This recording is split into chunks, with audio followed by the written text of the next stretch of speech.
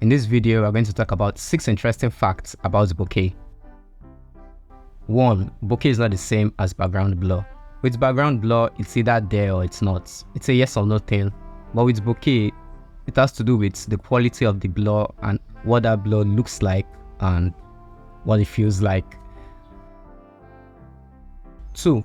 Good and bad bokeh. Now, this is highly subjective, but good bokeh is generally considered to be smooth and creamy.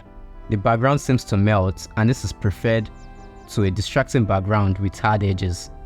But as I said, it's all subjective. Bokeh shapes and aperture blades.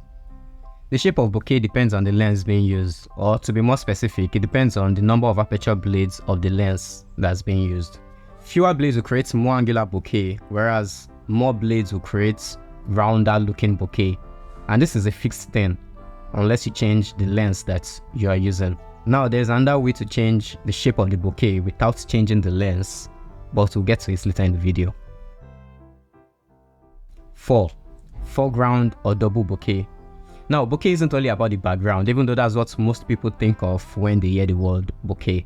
You can also have bokeh in the foreground, and I found this article that talks about double bokeh, which is just a photo that has both foreground and background bokeh. But I think it's a cool name. We should adopt it more.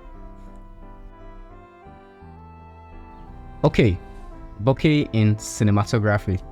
When we talk about bokeh, both foreground and background, we're usually talking about photos. But this effect is also common in filmmaking, and it works in videos the same way it does in photos, as you can see from some of these movie screenshots.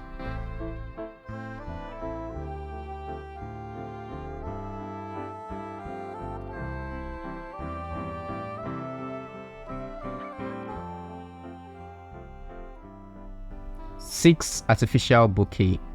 It doesn't always have to be natural. If your photos lack bokeh, you can always add it when editing. Earlier, I mentioned that bokeh shapes are fixed depending on the lens, but it's actually possible for you to use something called a bokeh filter to change the shape of the bokeh without changing the lens. Now, a bokeh filter is basically a cutout that you place in front of the lens before taking the photo. There's a really cool video by Adaptalux that talks about this and shows how you can make your own custom homemade filter, and I'll leave the link in the description for anyone who's interested in checking that out.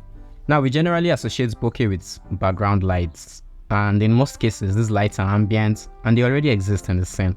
Watch this video next to see how you can make better use of these ambient lights.